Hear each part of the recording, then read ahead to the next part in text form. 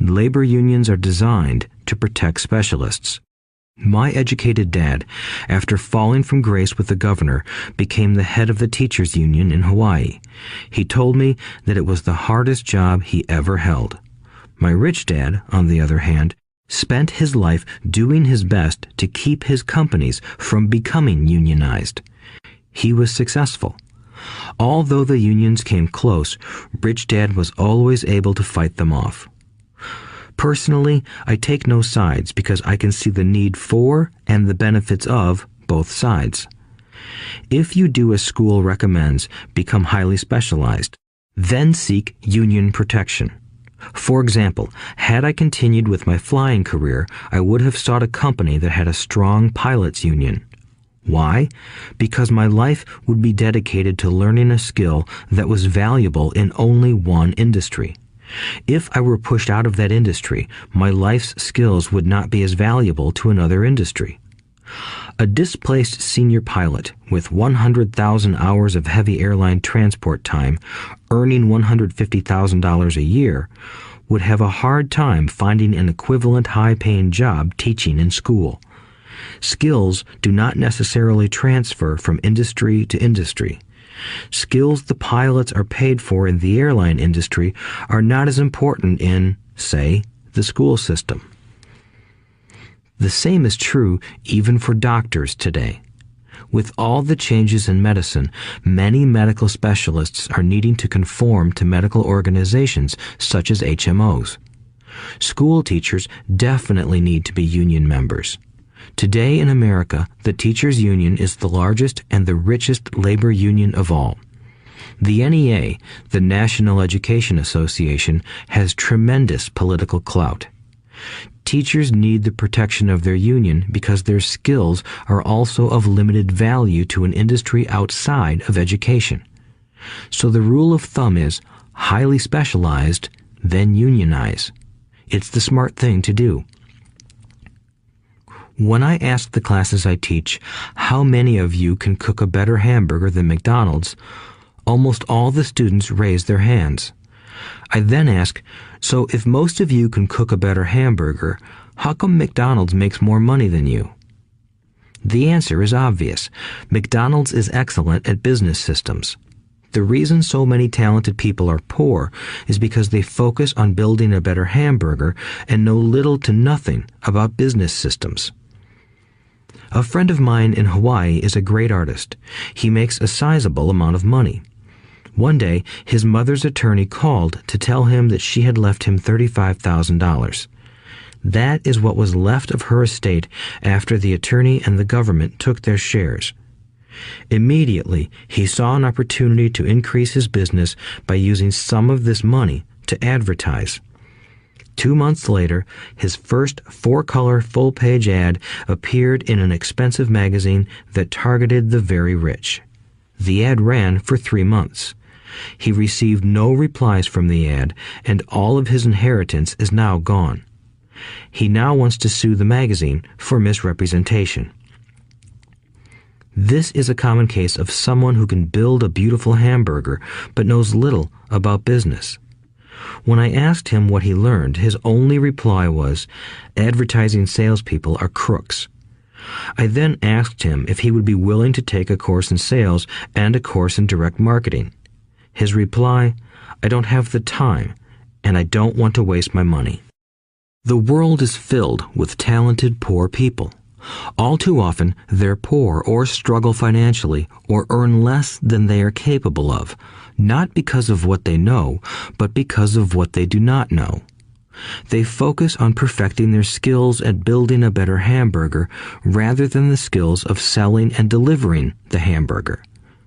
Maybe McDonald's does not make the best hamburger, but they are the best at selling and delivering a basic average burger.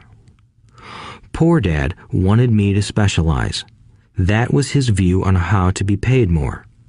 Even after being told by the governor of Hawaii that he could no longer work in state government, my educated dad continued to encourage me to get specialized.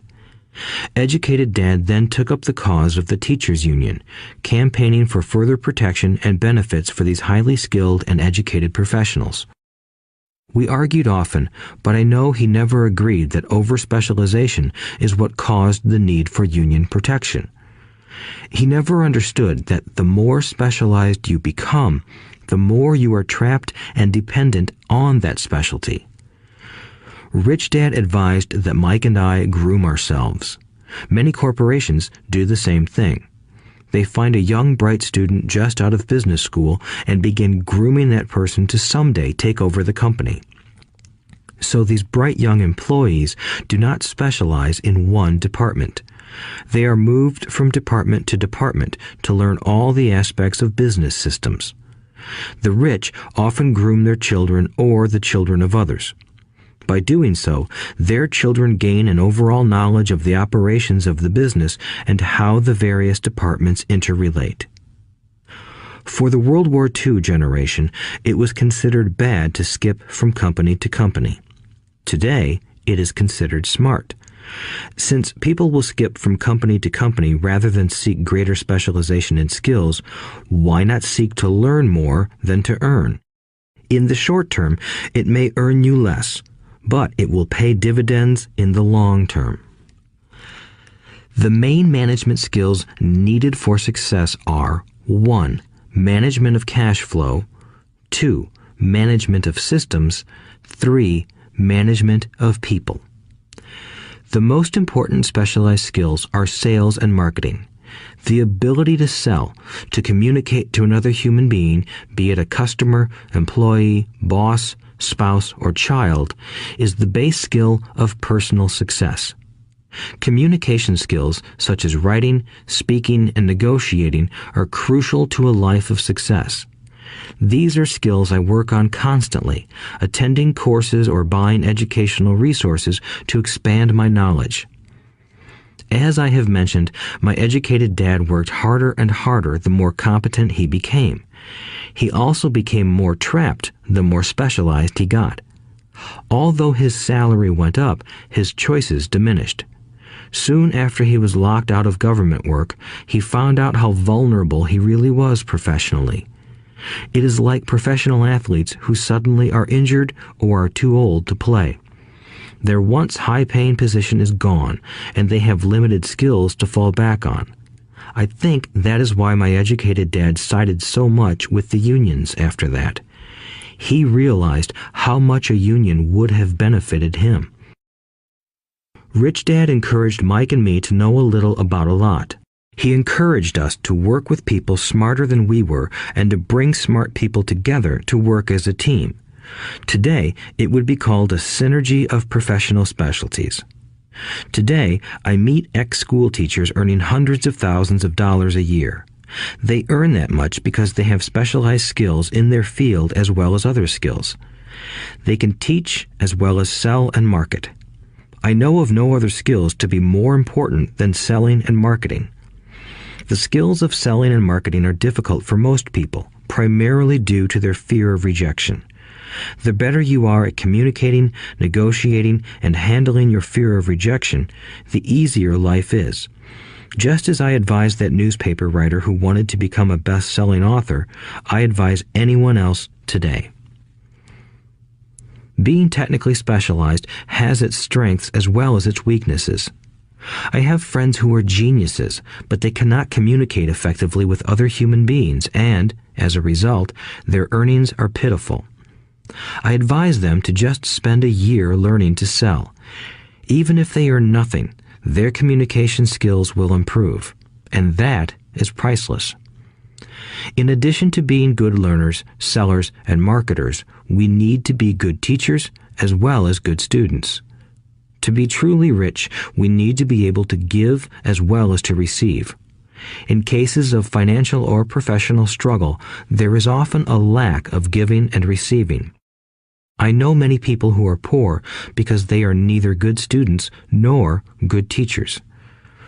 Both of my dads were generous men. Both made it a practice to give first.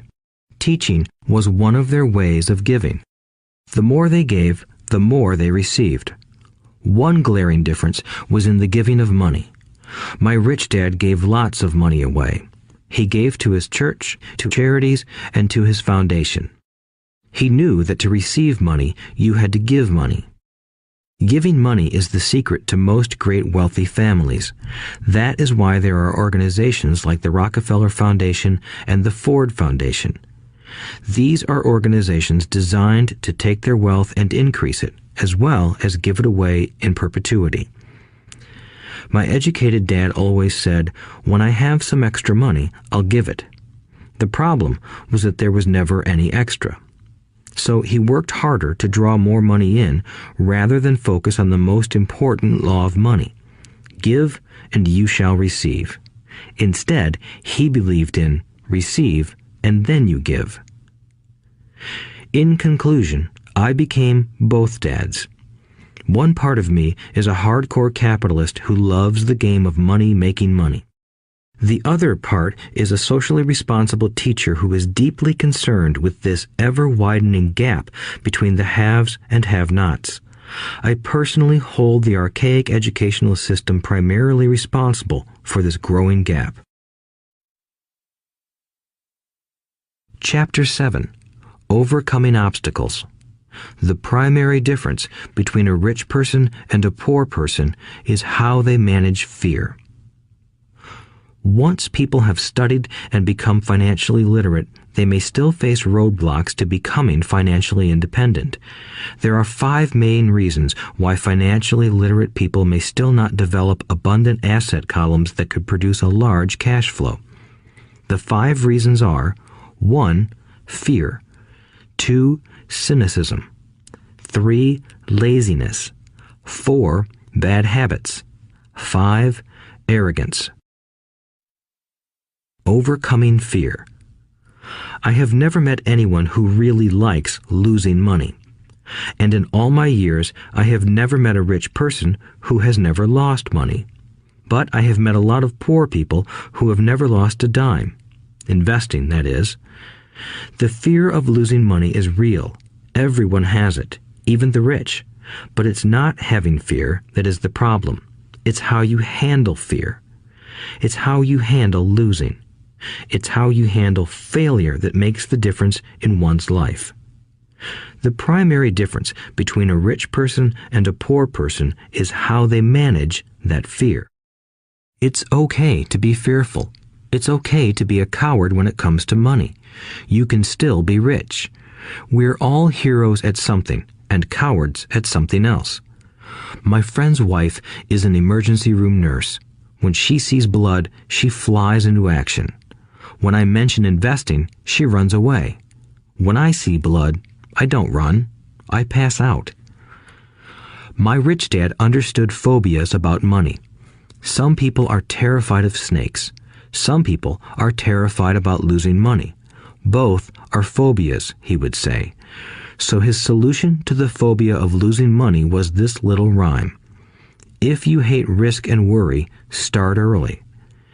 If you start young, it's easier to be rich. I won't go into it here, but there is a staggering difference between a person who starts investing at age 20 versus age 30. The purchase of Manhattan Island is said to be one of the greatest bargains of all time. New York was purchased for $24 in trinkets and beads. Yet if that $24 had been invested at 8% annually, that $24 would have been worth more than $28 trillion by 1995. Manhattan could be repurchased with money left over to buy much of Los Angeles. But what if you don't have much time left or would like to retire early? How do you handle the fear of losing money?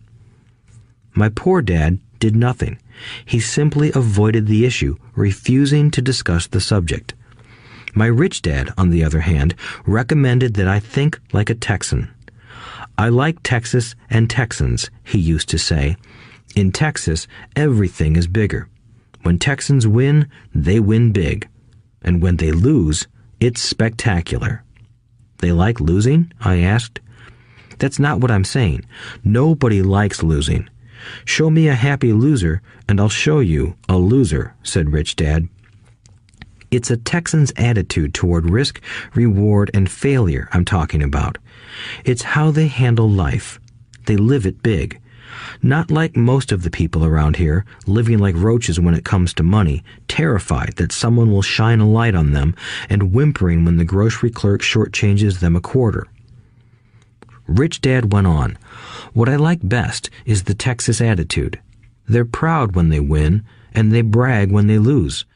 Texans have a saying, if you're going to go broke, go big. You don't want to admit you went broke over a duplex." He constantly told Mike and me that the greatest reason for lack of financial success was because most people played it too safe. People are so afraid of losing that they lose, were his words. Fran Tarkenton, a one-time great NFL quarterback, says it still another way. Winning means being unafraid to lose. In my own life, I've noticed that winning usually follows losing. Before I finally learned to ride a bike, I first fell down many times. I've never met a golfer who has never lost a golf ball. I've never met people who have fallen in love who have never had their heart broken. And I've never met someone rich who has never lost money. So for most people, the reason they don't win financially is because the pain of losing money is far greater than the joy of being rich. Another saying in Texas is, everyone wants to go to heaven, but no one wants to die. Most people dream of being rich, but are terrified of losing money, so they never get to heaven. Rich Dad used to tell Mike and me stories about his trips to Texas. If you really want to learn the attitude of how to handle risk, losing, and failure, go to San Antonio and visit the Alamo. The Alamo is a great story of brave people who chose to fight, knowing there was no hope of success. They chose to die instead of surrendering. It's an inspiring story worthy of study. Nonetheless, it's still a tragic military defeat. They got their butts kicked. So, how do Texans handle failure? They still shout, "Remember the Alamo." Mike and I heard this story a lot. He always told us this story when he was about to go into a big deal and he was nervous. After he had done all his due diligence and it was time to put up or shut up, he told us this story. Every time he was afraid of making a mistake or losing money, he told us this story. It gave him strength, for it reminded him that he could always turn a financial loss into a financial win. Rich Dad knew that failure would only make him stronger and smarter. It's not that he wanted to lose. He just knew who he was and how he would take a loss. He would take a loss and make it a win. That's what made him a winner and others losers. It gave him the courage to cross the line when others backed out. That's why I like Texans so much, he would say. They took a great failure and turned it into inspiration, as well as a tourist destination that makes them millions. But probably his words that mean the most to me today are these. Texans don't bury their failures. They get inspired by them. They take their failures and turn them into rallying cries. Failure inspires Texans to become winners. But that formula is not just the formula for Texans. It is the formula for all winners. I've said that falling off my bike was part of learning to ride. I remember falling off only made me more determined to learn to ride, not less. I also said that I have never met a golfer who has never lost a ball.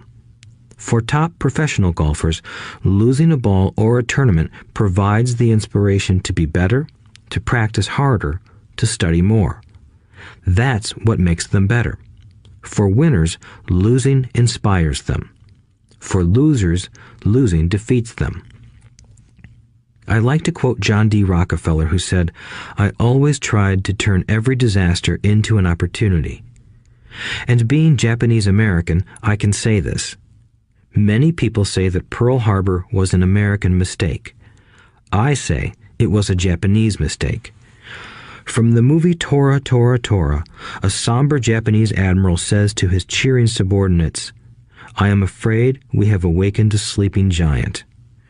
Remember Pearl Harbor became a rallying cry. It turned one of America's greatest losses into the reason to win. This great defeat gave America strength, and America soon emerged as a world power. Failure inspires winners, and failure defeats losers. It is the biggest secret of winners. It's the secret that losers do not know. The greatest secret of winners is that failure inspires winning. Thus, they're not afraid of losing. Repeating Fran Tarkenton's quote, "Winning means being unafraid to lose." People like Fran Tarkenton are not afraid of losing because they know who they are. They hate losing, so they know that losing will only inspire them to become better. There is a big difference between hating losing and being afraid to lose. Most people are so afraid of losing money that they lose. They go broke over a duplex. Financially, they play life too safe and too small. They buy big houses and big cars, but not big investments. The main reason that over 90% of the American public struggles financially is because they play not to lose. They don't play to win. They go to their financial planners or accountants or stockbrokers and buy a balanced portfolio. Most have lots of cash in CDs, low-yield bonds, mutual funds that can be traded within a mutual fund family, and a few individual stocks. It is a safe and sensible portfolio, but it is not a winning portfolio. It is a portfolio of someone playing not to lose. Don't get me wrong, it's probably a better portfolio than more than 70% of the population has, and that's frightening. It's a great portfolio for someone who loves safety. But playing it safe and balanced on your investment portfolio is not the way successful investors play the game. If you have little money and you want to be rich, you must first be focused, not balanced. If you look at any successful person, at the start, they were not balanced. Balanced people go nowhere. They stay in one spot. To make progress, you must first go unbalanced. Just look at how you make progress walking. Thomas Edison was not balanced. He was focused. Bill Gates was not balanced. He was focused. Donald Trump is focused. George Soros is focused. George Patton did not take his tanks wide. He focused them and blew through the weak spots in the German line. The French went wide with the Maginot Line, and you know what happened to them. If you have any desire to be rich, you must focus. Do not do what poor and middle-class people do, put their few eggs in many baskets. Put a lot of your eggs in a few baskets and focus. Follow one course until successful.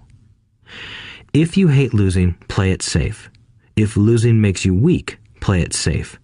Go with balanced investments. If you're over 25 years old and are terrified of taking risks, don't change. Play it safe, but start early. Start accumulating your nest egg early because it will take time. But if you have dreams of freedom, of getting out of the rat race, the first question to ask yourself is, how do I respond to failure? If failure inspires you to win, maybe you should go for it, but only maybe. If failure makes you weak or causes you to throw temper tantrums, like spoiled brats who call attorneys to file lawsuits every time something doesn't go their way, then play it safe. Keep your daytime job, or buy bonds or mutual funds. But remember, there is risk in those financial instruments also, even though they may appear safe. I say all this, mentioning Texas and Fran Tarkenton, because stacking the asset column is easy. It's really a low-aptitude game. It doesn't take much education. 5th grade math will do. But building your asset column is a game in which attitude plays a major role. It takes guts, patience, and a great attitude toward failure. Losers avoid failing, and failure turns losers into winners. Just remember the Alamo. Overcoming cynicism. The sky is falling. The sky is falling. Most of us know the story of Chicken Little, who ran around warning the barnyard of impending doom. We all know people who are that way. There's a Chicken Little inside each of us. As I stated earlier, the cynic is really a little chicken. We all get a little chicken when fear and doubt cloud our thoughts. All of us have doubts. I'm not smart. I'm not good enough. So-and-so is better than me. Our doubts often paralyze us. We play the what-if game. What if the economy crashes right after I invest? What if I lose control and I can't pay the money back? What if things don't go as I planned? Or we have friends or loved ones who will remind us of our shortcomings. They often say, "What makes you think you can do that? If it's such a good idea, how come someone else hasn't done it? That will never work. You don't know what you're talking about." These words of doubt often get so loud that we fail to act. A horrible feeling builds in our stomach. Sometimes we can't sleep. We fail to move forward. So we stay with what is safe, and opportunities pass us by. We watch life passing by as we sit immobilized with a cold knot in our body. We have all felt this at one time in our lives, some more than others. Peter Lynch of Fidelity Magellan Mutual Fund fame refers to warnings about the sky falling as noise, and we all hear it. Noise is either created inside our heads or comes from outside, often from friends, family, co-workers, and the media. Lynch recalls the time during the 1950s when the threat of nuclear war was so prevalent in the news that people began building fallout shelters and storing food and water. If they had invested that money wisely in the market, instead of building a fallout shelter, they'd probably be financially independent today. When violence breaks out in a city, gun sales go up all over the country. A person dies from rare hamburger meat in the state of Washington, and the Arizona Health Department orders restaurants to have all beef cooked well done. A drug company runs a TV commercial in February showing people catching the flu. Colds go up as well as sales of cold medicine. Most people are poor because when it comes to investing, the world is filled with Chicken Littles running around yelling, "The sky is falling, the sky is falling." And Chicken Littles are effective because every one of us is a little chicken. It often takes great courage to not let rumors and talk of doom and gloom affect your doubts and fears. But a savvy investor knows that the seemingly worst of times is actually the best of times to make money. When everyone else is too afraid to act, they pull the trigger and are rewarded. Some time ago, a friend named Richard came from Boston to visit Kim and me in Phoenix. He was impressed with what we had done through stocks and real estate. The Phoenix real estate prices were depressed. We spent 2 days showing him what we thought were excellent opportunities for cash flow and capital appreciation. Kim and I are not real estate agents. We are strictly investors. After identifying a unit in a resort community, we called an agent who sold it to him that afternoon. The price was a mere $42,000 for a 2-bedroom townhome. Similar units were going for $65,000. He had found a bargain. Excited, he bought it and returned to Boston. 2 weeks later, the agent called to say that our friend had backed out. I called immediately to find out why. All he said was that he talked to his neighbor, and his neighbor told him it was a bad deal. He was paying too much. I asked Richard if his neighbor was an investor. Richard said he was not. When I asked why he listened to him, Richard got defensive and simply said he wanted to keep looking. The real estate market in Phoenix turned, and a few years later, that little unit was renting for $1,000 a month, $2,500 in the peak winter months. The unit was worth $95,000. All Richard had to put down was $5,000, and he would have had a start at getting out of the rat race. Today, he still has done nothing. Richard's backing out did not surprise me.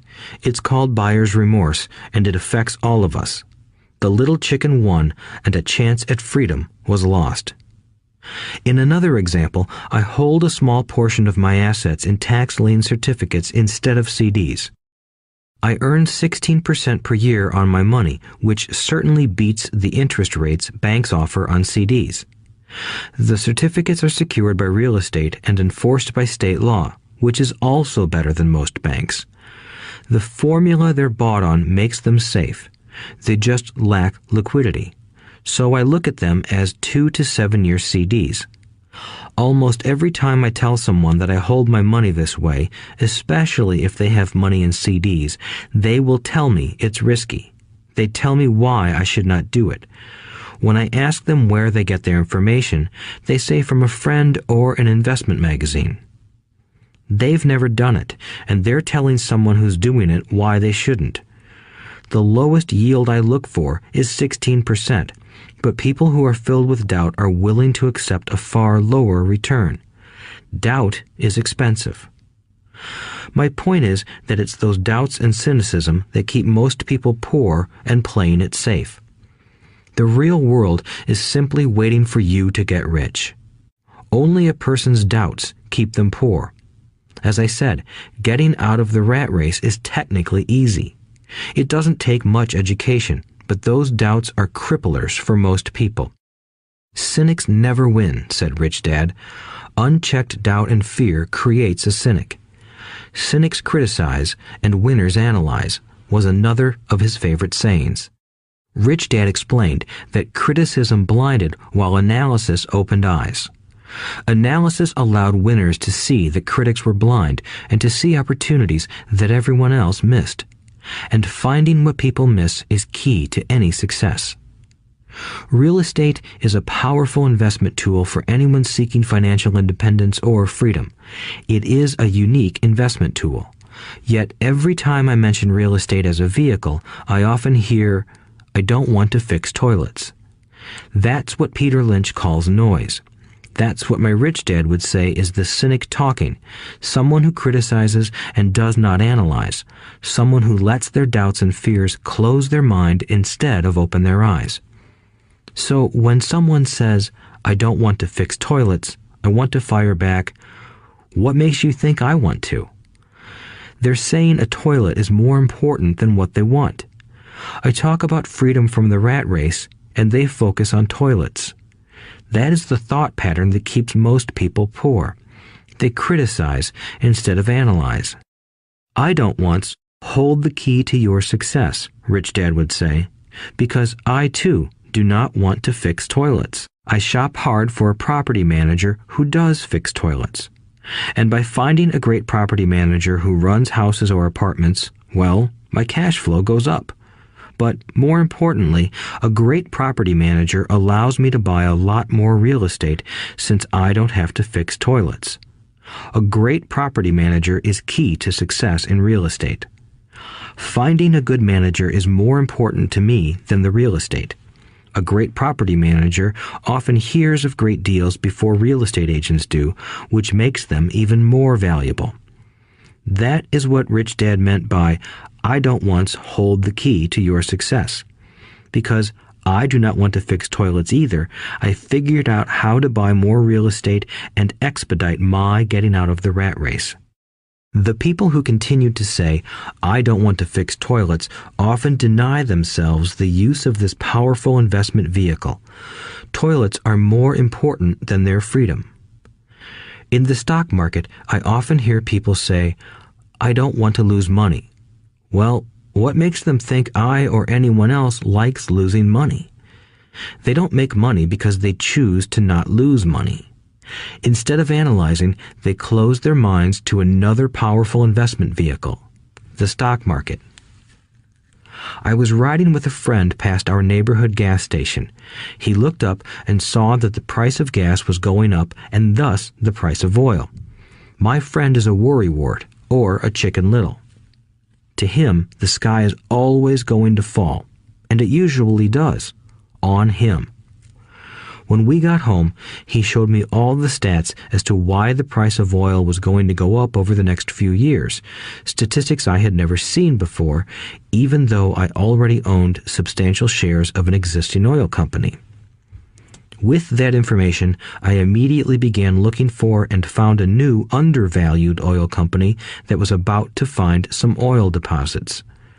My broker was excited about this new company, and I bought 15,000 shares for 65 cents per share. 3 months later, this same friend and I drove by the same gas station, and sure enough, the price per gallon had gone up nearly 15%. Again, the Chicken Little worried and complained. I smiled, because a month earlier, that little oil company hit oil, and those 15,000 shares went up to more than $3 per share since he had first given me the tip. And the price of gas will continue to go up if what my friend says is true.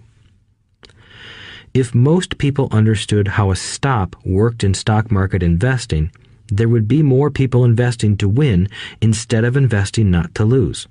A stop is simply a computer command that sells your stock automatically if the price begins to drop, helping to minimize your losses and maximize some gains.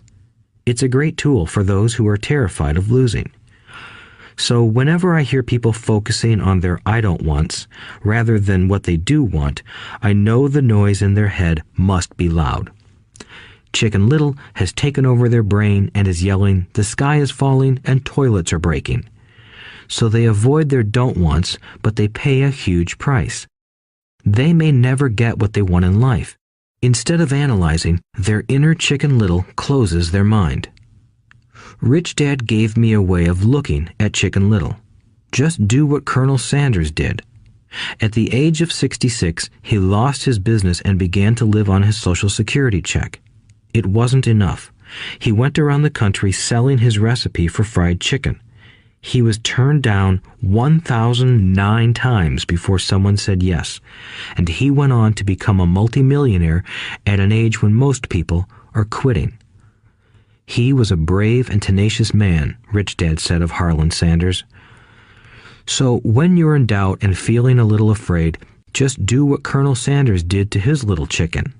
He fried it. Overcoming laziness. Busy people are often the most lazy. We have all heard stories of a businessman who works hard to earn money. He works hard to be a good provider for his wife and children. He spends long hours at the office and brings work home on weekends. One day he comes home to an empty house. His wife has left with the kids. He knew he and his wife had problems, but rather than work to make the relationship strong, he stayed busy at work. Dismayed, his performance at work slips and he loses his job. Today, I often meet people who are too busy to take care of their wealth, and there are people too busy to take care of their health. The cause is the same. They're busy, and they stay busy as a way of avoiding something they do not want to face. Nobody has to tell them. Deep down, they know. In fact, if you remind them, they often respond with anger or irritation. If they aren't busy at work or with the kids, they're often busy watching TV, fishing, playing golf, or shopping. Yet deep down, they know they are avoiding something important. That's the most common form of laziness. Laziness by staying busy. So what is the cure for laziness? The answer is a little greed. For many of us, we were raised thinking of greed or desire as bad. Greedy people are bad people, my mom used to say, yet we all have inside of us this yearning to have nice, new, or exciting things. So to keep that emotion of desire under control, often parents find ways of suppressing that desire with guilt. You only think about yourself. Don't you know you have brothers and sisters? Was one of my mom's favorites.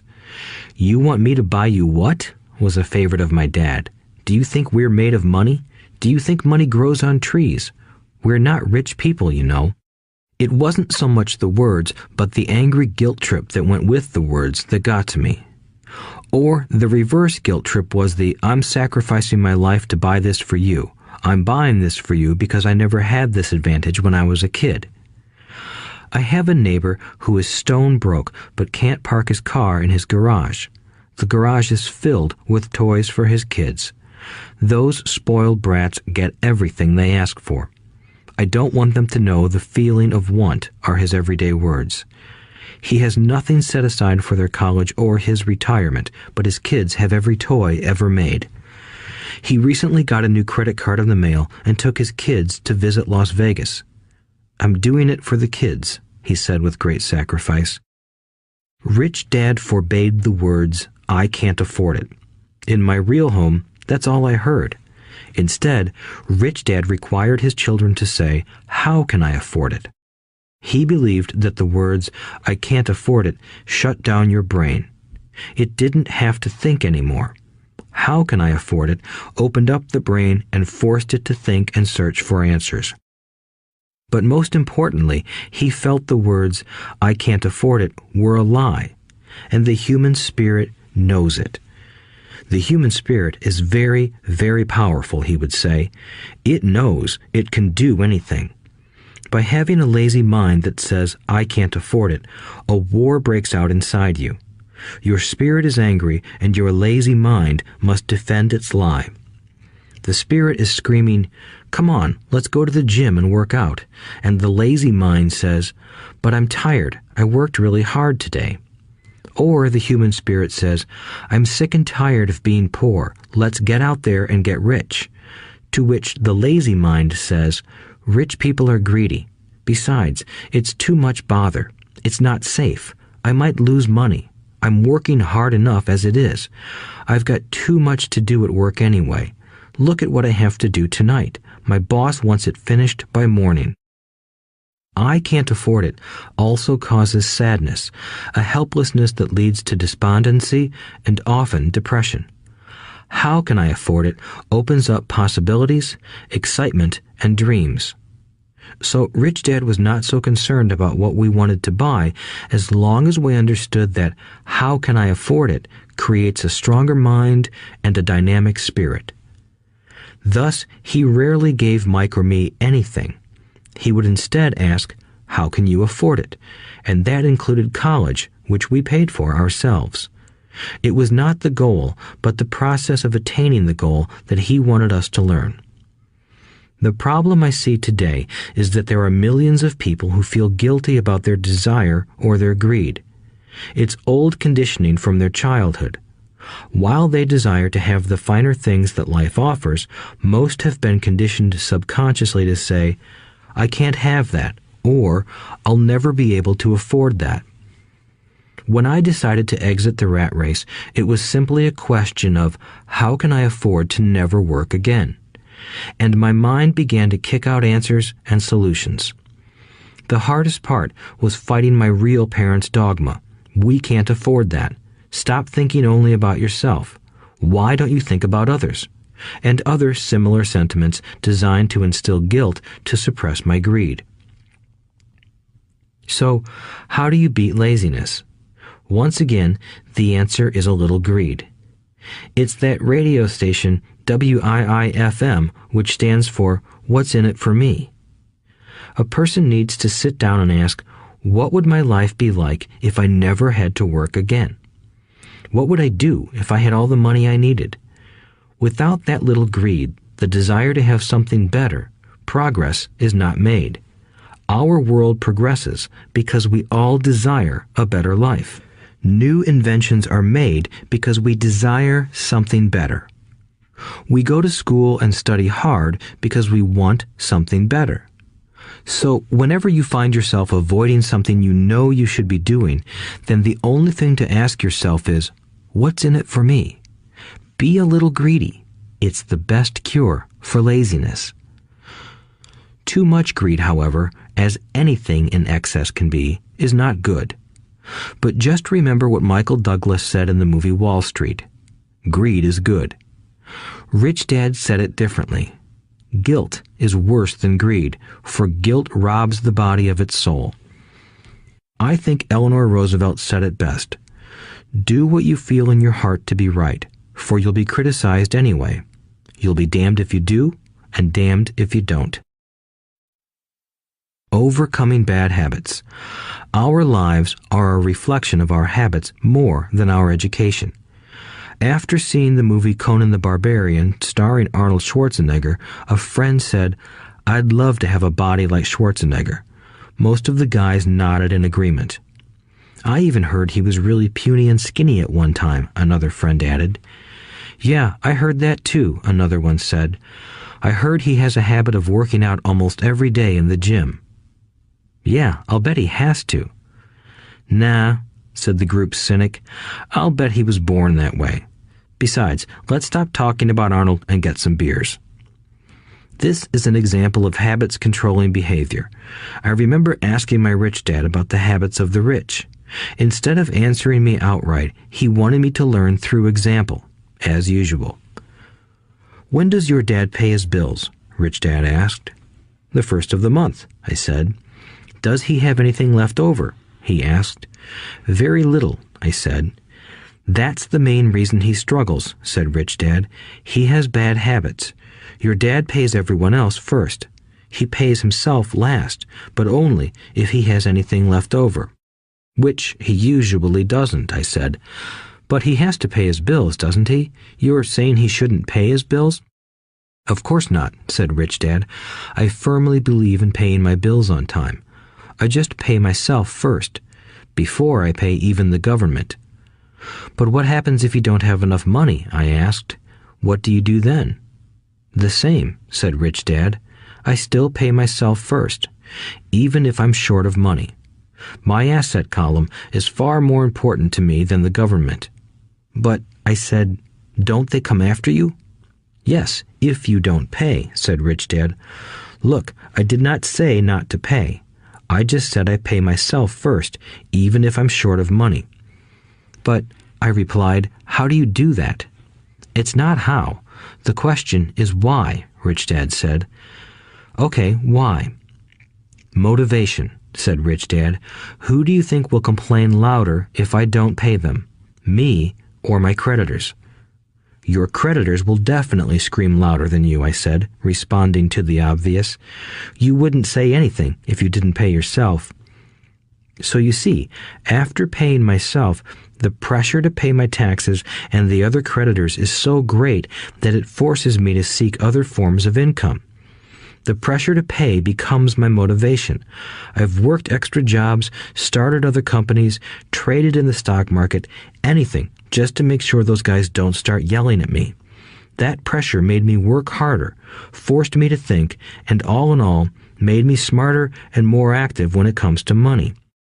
If I had paid myself last, I would have felt no pressure, but I'd be broke. So it is the fear of the government or other people you owe money to that motivates you? That's right, said Rich Dad. You see, government bill collectors are big bullies. So are bill collectors in general. Most people give in to those bullies. They pay them and never pay themselves. You know the story of the 98-pound weakling who gets sand kicked in his face? I nodded. I see that ad for weightlifting and bodybuilding lessons in the comic books all the time. Well, most people let the bullies kick sand in their faces. I decided to use the fear of the bully to make me stronger. Others got weaker. Forcing myself to think about how to make extra money is like going to the gym and working out with weights. The more I work my mental money muscles out, the stronger I get. Now, I'm not afraid of those bullies. I liked what Rich Dad was saying, so if I pay myself first, I get financially stronger mentally and fiscally. Rich Dad nodded. And if I pay myself last, or not at all, I get weaker. So, people like bosses, managers, tax collectors, bill collectors, and landlords push me around all my life just because I don't have good money habits. Rich Dad nodded, just like the 98-pound weakling. Overcoming arrogance. What I know makes me money. What I don't know loses me money. Every time I have been arrogant, I have lost money. Because when I'm arrogant, I truly believe that what I don't know is not important, Rich Dad would often tell me. I have found that many people use arrogance to try to hide their own ignorance. It often happens when I am discussing financial statements with accountants or even other investors. They try to bluster their way through the discussion. It is clear to me that they don't know what they're talking about. They're not lying, but they are not telling the truth. There are many people in the world of money, finances, and investments who have absolutely no idea what they're talking about. Most people in the money industry are just spouting off sales pitches like used car salesmen. When you know you are ignorant in a subject, start educating yourself by finding an expert in the field or a book on the subject. Chapter 8. Getting Started. There is gold everywhere. Most people are not trained to see it. I wish I could say acquiring wealth was easy for me, but it wasn't. So in response to the question, how do I start, I offer the thought process I go through on a day-to-day basis. It really is easy to find great deals. I promise you that. It's just like riding a bike. After a little wobbling, it's a piece of cake. But when it comes to money, it takes determination to get through the wobbling. That's a personal thing. To find million-dollar deals of a lifetime requires us to call on our financial genius. I believe that each of us has a financial genius within us. The problem is that our financial genius lies asleep, waiting to be called upon. It lies asleep because our culture has educated us into believing that the love of money is the root of all evil. It has encouraged us to learn a profession so we can work for money, but failed to teach us how to have money work for us. It taught us not to worry about our financial future because our company or the government would take care of us when our working days are over. However, it is our children, educated in the same school system, who will end up paying for this absence of financial education. The message is still to work hard, earn money, and spend it. And when we run short, we can always borrow more. Unfortunately, 90% of the Western world subscribes to the above dogma, simply because it's easier to find a job and work for money. If you are not one of the masses, I offer you the following 10 steps to awaken your financial genius. I simply offer you the steps I have personally followed.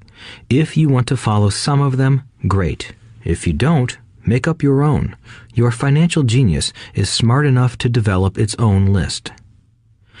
While in Peru, I asked a gold miner of 45 years how he was so confident about finding a gold mine.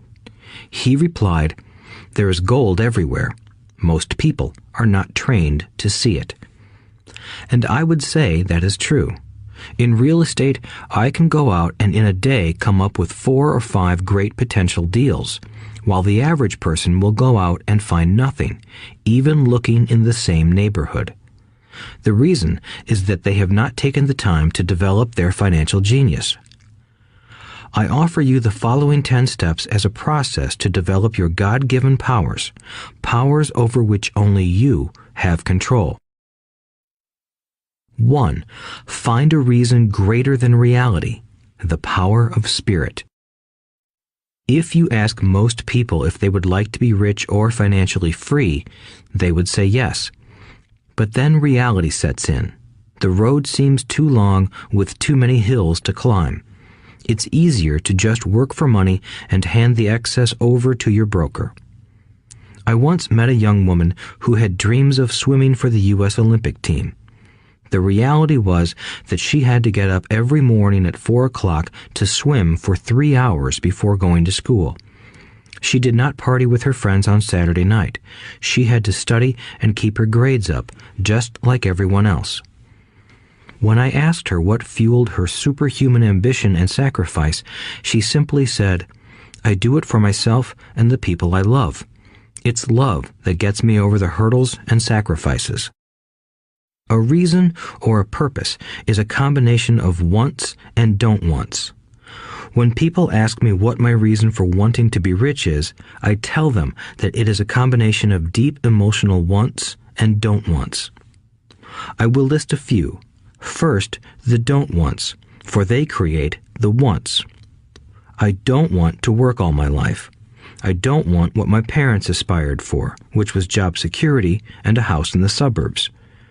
I don't like being an employee. I hated that my dad always missed my football games because he was so busy working on his career. I hated it when my dad worked hard all his life and the government took most of what he worked for at his death. He could not even pass on what he worked so hard for when he died. The rich don't do that. They work hard and pass it on to their children. Now, the wants. I want to be free to travel the world and live in the lifestyle I love. I want to be young when I do this. I want to simply be free. I want control over my time and my life. I want money to work for me. Those are my deep-seated emotional reasons. What are yours? If they are not strong enough, then the reality of the road ahead may be greater than your reasons. I have lost money and been set back many times, but it was the deep emotional reasons that kept me standing up and going forward. I wanted to be free by age 40, but it took me until I was 47, with many learning experiences along the way. As I said, I wish I could say it was easy. It wasn't, but it wasn't that hard either. I've learned that without a strong reason or purpose, anything in life is hard. If you do not have a strong reason, there is no sense listening further. It will sound like too much work. 2. Make daily choices. The power of choice. Choice is the main reason people want to live in a free country. We want the power to choose. Financially, with every dollar we get in our hands, we hold the power to choose our future, to be rich, poor, or middle class. Our spending habits reflect who we are. Poor people simply have poor spending habits. The benefit I had as a boy was that I loved playing Monopoly constantly. Nobody told me Monopoly was only for kids, so I just kept playing the game as an adult. I also had a rich dad who pointed out to me the difference between an asset and a liability. So a long time ago, as a little boy, I chose to be rich, and I knew that all I had to do was learn to acquire assets. Real assets. My best friend, Mike, had an asset column handed to him, but he still had to choose to learn to keep it. Many rich families lose their assets in the next generation simply because there was no one trained to be a good steward over their assets. Most people choose not to be rich. For 90% of the population, being rich is too much of a hassle. So they invent sayings that go, "I'm not interested in money. I'll never be rich. I don't have to worry. I'm still young. When I make some money, then I'll think about my future. My husband or wife handles the finances." The problem with those statements is that they rob the person who chooses to think such thoughts of two things. One is time, which is your most precious asset. The second is learning. Having no money should not be an excuse to not learn, but that is a choice we all make daily. The choice of what we do with our time, our money, and what we put in our heads. That is the power of choice. All of us have choice. I just choose to be rich, and I make that choice every day. Invest first in education. In reality, the only real asset you have is your mind, the most powerful tool we have dominion over. Each of us has the choice of what we put in our brain once we're old enough.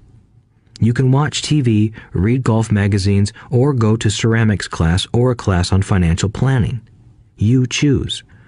Most people simply buy investments rather than first investing in learning about investing. A friend of mine recently had her apartment burglarized. The thieves took her electronics and left all the books.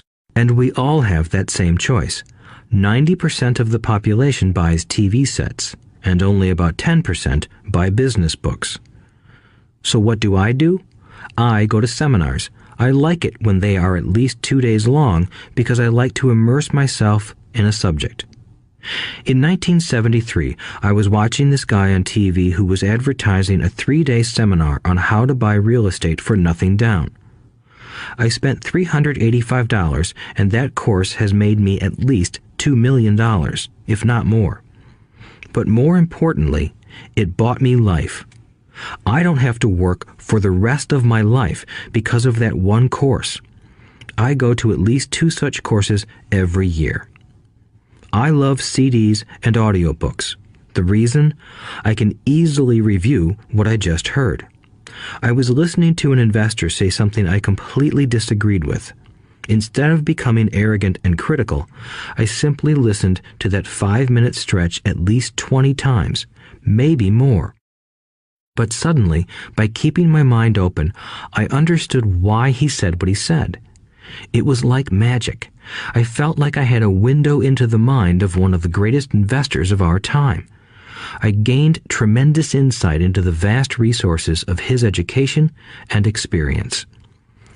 The net result? I still have the old way I used to think, and I now have a new way of looking at the same problem or situation. I have 2 ways to analyze a problem or trend, and that is priceless. Today, I often say, how would Donald Trump do this, or Warren Buffett, or George Soros? The only way I can access their vast mental power is to be humble enough to read or listen to what they have to say. Arrogant or critical people are often people with low self-esteem who are afraid of taking risks. That's because if you learn something new, you are then required to make mistakes in order to fully understand what you have learned. If you have listened this far, arrogance is not one of your problems. Arrogant people rarely read or listen to experts. Why should they? They are the center of the universe. There are so many intelligent people who argue or defend when a new idea clashes with the way they think. In this case, their so-called intelligence combined with arrogance equals ignorance.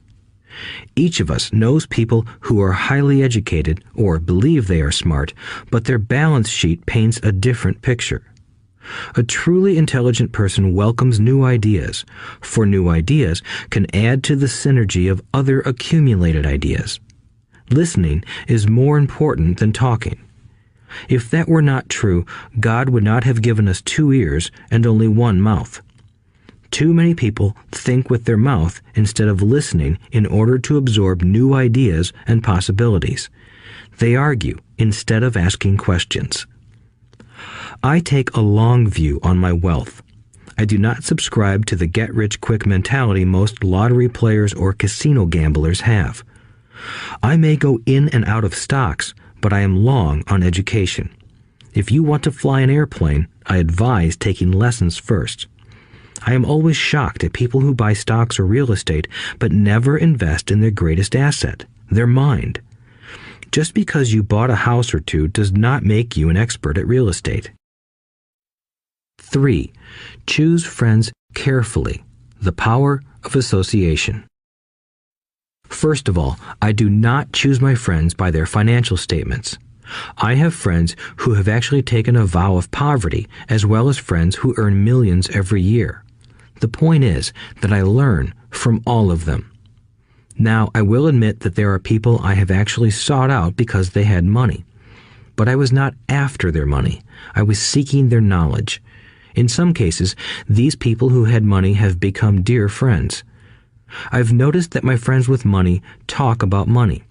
They don't do it to brag, they're interested in the subject. So I learn from them, and they learn from me.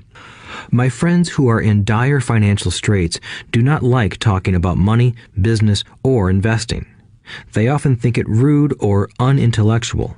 So I also learn from my friends who struggle financially. I find out what not to do.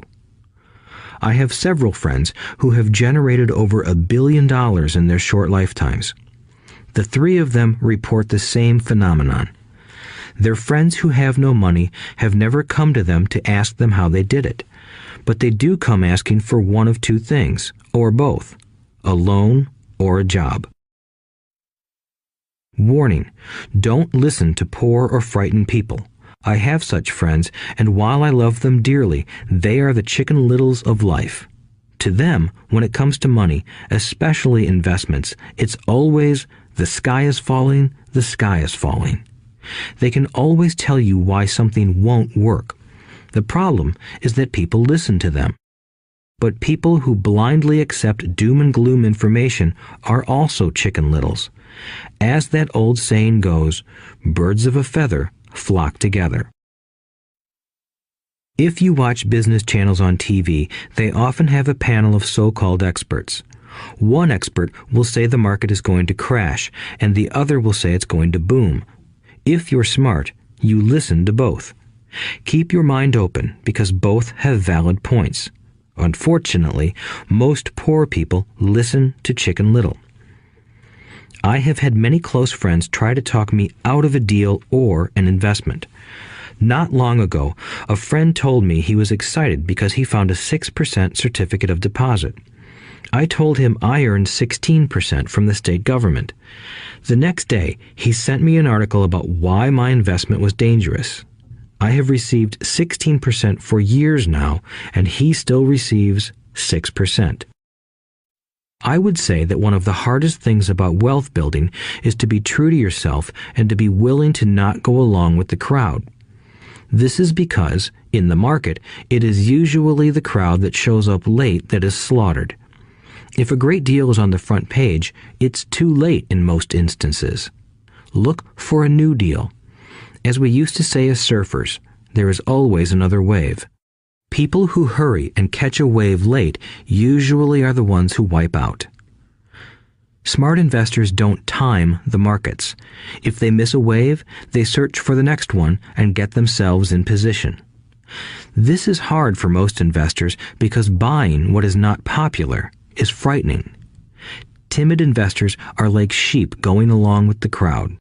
Or their greed gets them in when wise investors have already taken their profits and moved on. Wise investors buy an investment when it's not popular. They know their profits are made when they buy, not when they sell. They wait patiently. As I said, they do not time the market. Just like a surfer, they get in position for the next big swell. It's all insider trading. There are forms of insider trading that are illegal, and there are forms of insider trading that are legal. But either way, it's insider trading. The only distinction is, how far away from the inside are you? The reason you want to have rich friends is because that is where the money is made. It's made on information. You want to hear about the next boom, get in and get out before the next bust. I'm not saying do it illegally, but the sooner you know, the better your chances are for profits with minimal risk. That is what friends are for, and that is financial intelligence. 4. Master a formula and then learn a new one. The power of learning quickly. In order to make bread, every baker follows a recipe, even if it's only held in their head. The same is true for making money. Most of us have heard the saying, "You are what you eat." I have a different slant. I say, you become what you study. In other words, be careful what you learn, because your mind is so powerful that you become what you put in your head.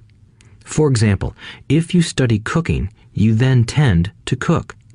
If you don't want to be a cook anymore, then you need to study something else. When it comes to money, the masses generally have one basic formula they learned in school, and it's this: work for money. The predominant formula I see in the world is that every day millions of people get up, go to work, earn money, pay bills, balance checkbooks, buy some mutual funds, and go back to work. That is the basic formula, or recipe. If you're tired of what you're doing, or you're not making enough, it's simply a case of changing the formula via which you make money. Years ago, when I was 26, I took a weekend class called How to Buy Real Estate Foreclosures. I learned a formula. The next trick was to have the discipline to actually put into action what I had learned. That is where most people stop. For 3 years, while working for Xerox, I spent my spare time learning to master the art of buying foreclosures. I've made several $million using that formula. So, after I mastered that formula, I went in search of other formulas. For many of the classes, I did not directly use the information I learned, but I always learned something new. I have attended classes designed for derivative traders, commodity option traders, and chaologists.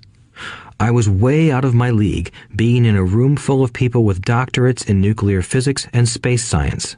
Yet, I learned a lot that made my stock and real estate investing more meaningful and lucrative. Most junior colleges and community colleges have classes on financial planning and buying traditional investments. They are good places to start, but I always search for a faster formula. That is why, on a fairly regular basis, I make more in a day than many people will make in their lifetime. Another side note, in today's fast-changing world, it's not so much what you know anymore that counts, because often what you know is old. It is how fast you learn. That skill is priceless. It's priceless in finding faster formulas, recipes, if you will, for making dough. Working hard for money is an old formula born in the day of cavemen. 5. Pay yourself first. The power of self-discipline. If you cannot get control of yourself, do not try to get rich. It makes no sense to invest, make money, and blow it. It is the lack of self-discipline that causes most lottery winners to go broke soon after winning millions. It is the lack of self-discipline that causes people who get a raise to immediately go out and buy a new car or take a cruise. It is difficult to say which of the 10 steps is the most important, but of all the steps, this step is probably the most difficult to master if it is not already a part of your makeup. I would venture to say that personal self-discipline is the number one delineating factor between the rich, the poor, and the middle class. Simply put, people who have low self-esteem and low tolerance for financial pressure can never be rich. As I have said, a lesson learned from my rich dad was that the world will push you around. The world pushes people around, not because other people are bullies, but because the individual lacks internal control and discipline. People who lack internal fortitude often become victims of those who have self-discipline. In the entrepreneur classes I teach, I constantly remind people to not focus on their product, service, or widget, but to focus on developing management skills. The 3 most important management skills necessary to start your own business are management of 1. Cash flow, 2. People, 3. Personal time. I would say the skills to manage these 3 apply to anything, not just entrepreneurs. The 3 matter in the way you live your life as an individual or as part of a family, a business, a charitable organization, a city, or a nation. Each of these skills is enhanced by the mastery of self-discipline. I do not take the saying, "pay yourself first," lightly. The statement, "pay yourself first," comes from George Clayson's book, The Richest Man in Babylon. Millions of copies have been sold. But while millions of people freely repeat that powerful statement, few follow the advice. As I said, financial literacy allows one to read numbers, and numbers tell the story.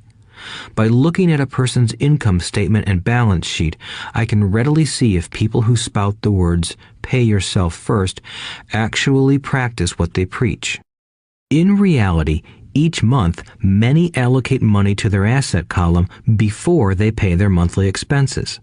Although millions of people have read Clayson's book and understand the words, "pay yourself first," in reality, they pay themselves last. Now, I can hear the howls from those of you who sincerely believe in paying your bills first, and I can hear all the responsible people who pay their bills on time. I am not saying be irresponsible and not pay your bills. All I am saying is do what the book says, which is pay yourself first. If you can truly begin to understand the power of cash flow, you will soon realize why 90% of people work hard all their lives and need government support like Social Security when they are no longer able to work. Kim and I have had many bookkeepers, accountants, and bankers who have had a major problem with this way of looking at pay yourself first. The reason is that these financial professionals actually do what the masses do. They pay themselves last. There have been times in my life when, for whatever reason, cash flow was far less than my bills. I still paid myself first. My accountant and bookkeeper screamed in panic. They're going to come after you. The IRS is going to put you in jail.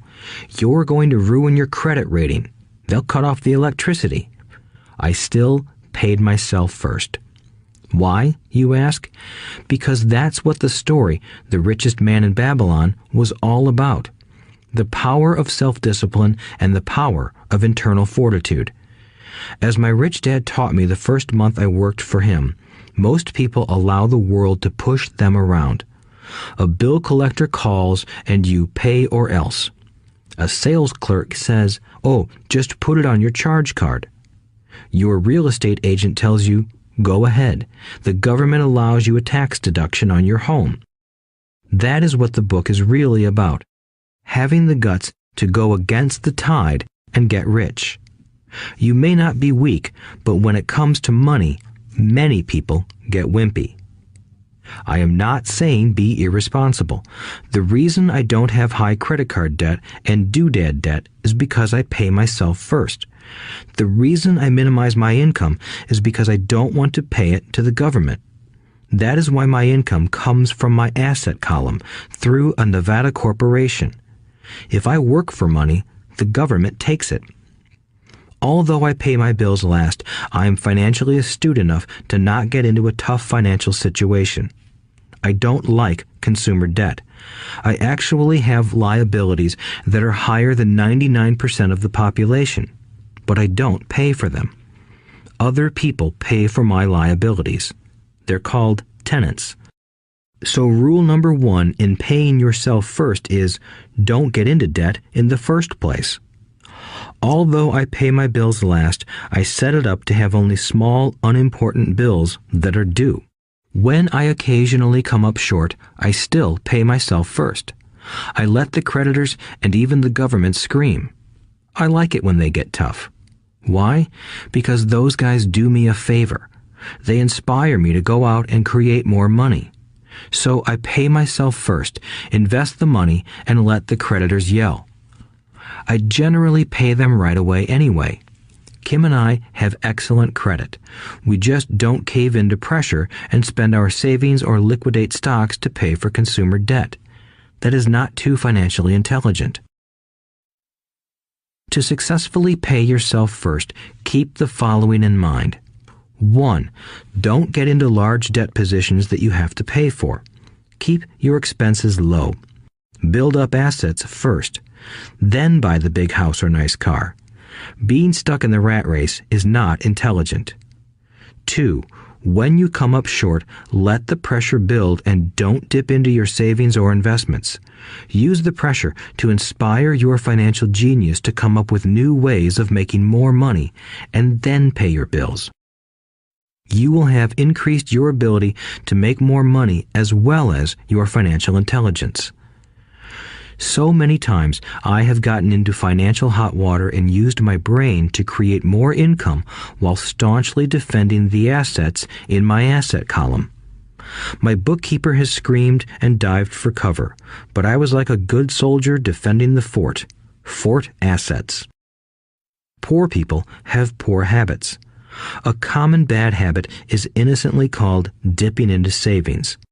The rich know that savings are only used to create more money, not to pay bills. I know that sounds tough, but as I said, if you're not tough inside, the world will always push you around anyway. If you do not like financial pressure, then find a formula that works for you. A good one is to cut expenses, put your money in the bank, pay more than your fair share of income tax, buy safe mutual funds, and take the vow of the average. But this violates the pay yourself first rule.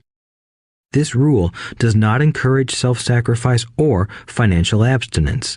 It doesn't mean pay yourself first and starve. Life was meant to be enjoyed. If you call on your financial genius, you can have all the goodies of life, get rich, and pay bills. And that is financial intelligence. 6. Pay your brokers well. The power of good advice. Sometimes I see people posting a sign in front of their house that says, "For sale by owner," or I see people on TV claiming to be discount brokers. My rich dad taught me to take the opposite approach. He believed in paying professionals well, and I have adopted that policy also. Today, I have expensive attorneys, accountants, real estate brokers, and stockbrokers. Why? Because if, and I do mean if, the people are professionals, their services should make you money. And the more money they make, the more money I make. We live in the information age. Information is priceless. A good broker should provide you with information as well as take the time to educate you. I have several brokers who do that for me. Some taught me when I had little or no money, and I am still with them today. What I pay a broker is tiny in comparison with what kind of money I can make because of the information they provide. I love it when my real estate broker or stockbroker makes a lot of money because that usually means I made a lot of money. A good broker saves me time in addition to making me money. Like when I bought the vacant land for $9,000 and sold it immediately for over $25,000 so I could buy my Porsche quicker. A broker is my eyes and ears in the market. They're there every day, so I do not have to be. I'd rather play golf. People who sell their house on their own must not value their time much. Why would I want to save a few bucks when I could use that time to make more money or spend it with those I love? What I find funny is that so many poor and middle-class people insist on tipping restaurant help 15 to 20%, even for bad service, but complain about paying a broker 3 to 7%. They enjoy tipping people in the expense column and stiffing people in the asset column. That is not financially intelligent. Keep in mind that not all brokers are created equal. Unfortunately, most brokers are only salespeople. They sell, but they themselves own little or no real estate. There is a tremendous difference between a broker who sells houses and a broker who sells investments. The same is true for stock, bond, mutual fund, and insurance, brokers who call themselves financial planners. When I interview any paid professional, I first find out how much property or stocks they personally own and what percentage they pay in taxes. And that applies to my tax attorney as well as my accountant. I have an accountant who minds his own business. His profession is accounting, but his business is real estate. I used to have an accountant who was a small business accountant, but he had no real estate. I switched because we did not love the same business. Find a broker who has your best interests at heart. Many brokers will spend the time educating you, and they could be the best asset you find. Just be fair, and most of them will be fair to you. If all you can think about is cutting their commissions, then why should they want to help you? It's just simple logic. As I said earlier, one of the management skills is the management of people. Many people only manage people they feel smarter than and they have power over. Many middle managers remain middle managers, failing to get promoted because they know how to work with people below them, but not with people above them. The real skill is to manage and reward the people who are smarter than you in some technical area. That is why companies have a board of directors. You should have one too. That is financial intelligence. 7. Be an Indian giver. The power of getting something for nothing. When the first European settlers came to America, they were taken aback by a cultural practice some American Indians had. For example, if a settler was cold, the Indian would give the person a blanket. Mistaking it for a gift, the settler was often offended when the Indian asked for it back. The Indians also got upset when they realized that settlers did not want to give it back. That is where the term Indian giver came from, a simple cultural misunderstanding. In the world of the asset column, being an Indian giver is vital to wealth. The sophisticated investor's first question is, how fast do I get my money back? They also want to know what they get for free, also called a piece of the action. That is why the ROI, or return on investment, is so important. For example, I found a small condominium that was in foreclosure a few blocks from where I lived. The bank wanted $60,000 and I submitted a bid for $50,000, which they took simply because, along with my bid, was a cashier's check for $50,000. They realized I was serious. Most investors would say, "Aren't you tying up a lot of cash? Would it not be better to get a loan on it?" The answer is, not in this case.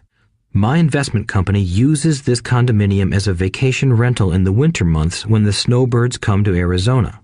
It rents for $2,500 a month for 4 months out of the year. For rental during the off-season, it rents for only $1,000 a month.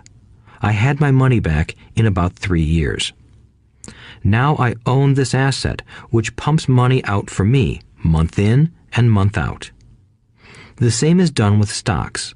Frequently, my broker calls and recommends I move a sizable amount of money into the stock of a company that he feels is just about to make a move that will add value to the stock, like announcing a new product.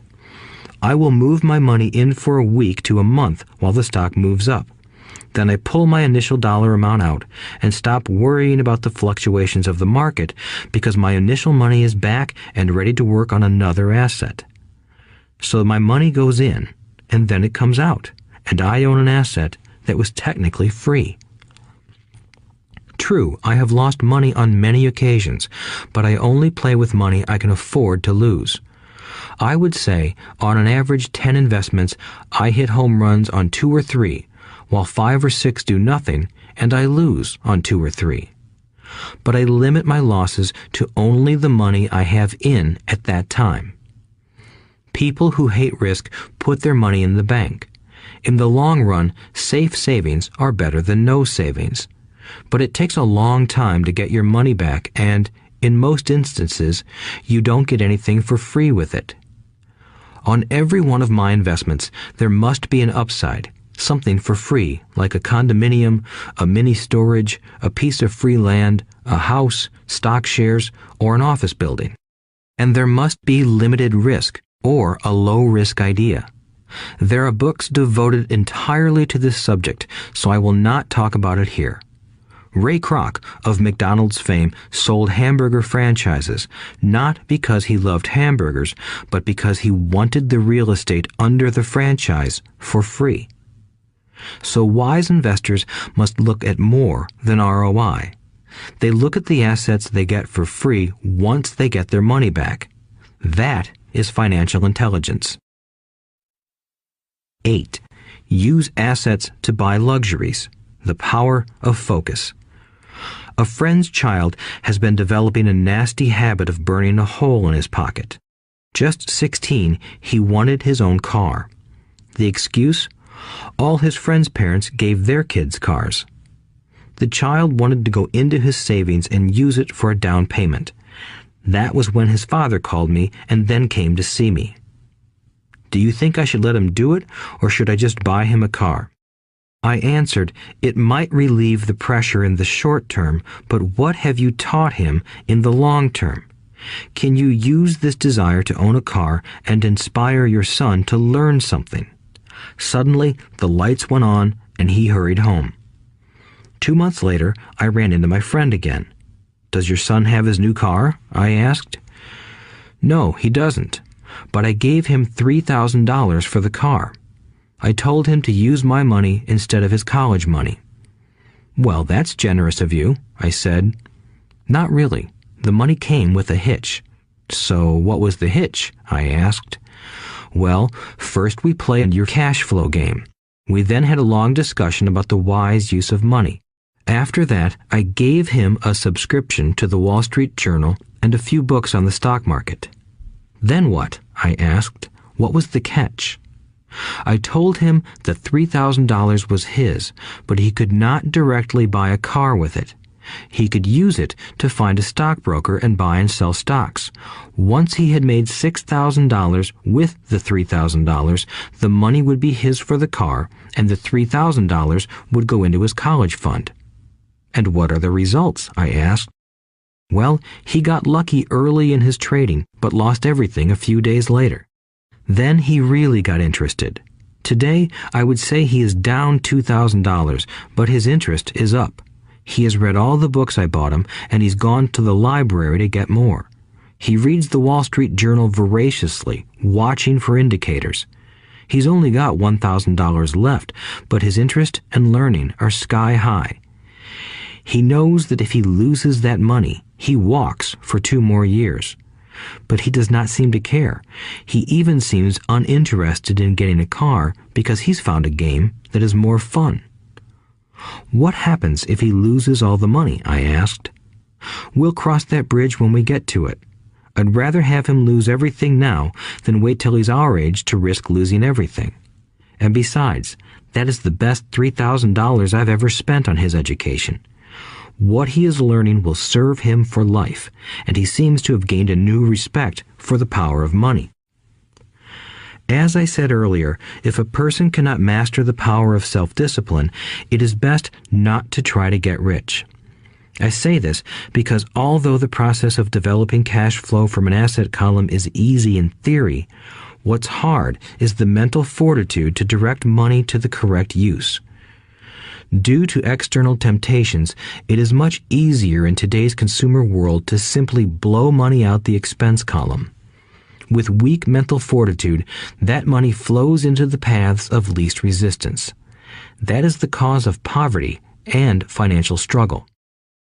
The following example illustrates the financial intelligence needed to direct money to make more money.